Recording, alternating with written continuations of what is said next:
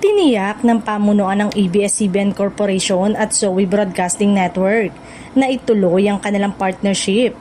Sa kabila ng kumakalat na balita na umano'y magtatapos ang collaboration. Ayon sa kanila, ang mga haka-haka ay base lamang sa social media rumors at walang opisyal na basehan. Kaya't pinayuhan nila ang publiko na huwag agad maniwala sa mga hindi kumpirmadong ulat.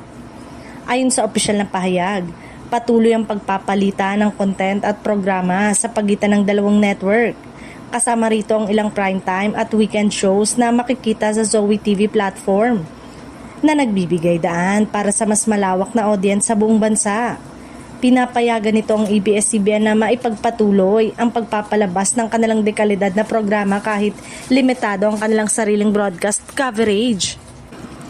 Binanggit ng pamunuan na ang partnership ay nakatutulong sa pagpapalakas ng entertainment offerings ng parehong network. Layunin nitong maabot ang mas malaking viewership, mapanatili ang mataas na kalidad ng production at magbigay ng alternatibong platform para sa mga fans na patuloy na sumusubaybay sa mga paborito nilang palabas. Pinuri ng ilang media analyst ang desisyon ng ABS-CBN at Zoe TV.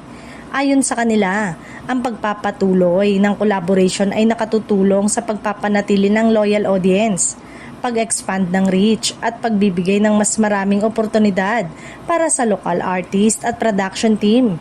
Ito rin ay nagsisilbing estratehiya para sa sustainability ng industriya ng telebisyon sa gitna ng pagbabago sa viewing habit ng publiko.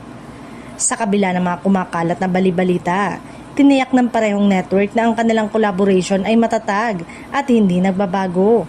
Patuloy ang kanilang koordinasyon sa pagpapalabas ng mga sikat na serye, variety shows at iba pang programa habang pinananatili ang integridad at kalidad ng content para sa mga manonood.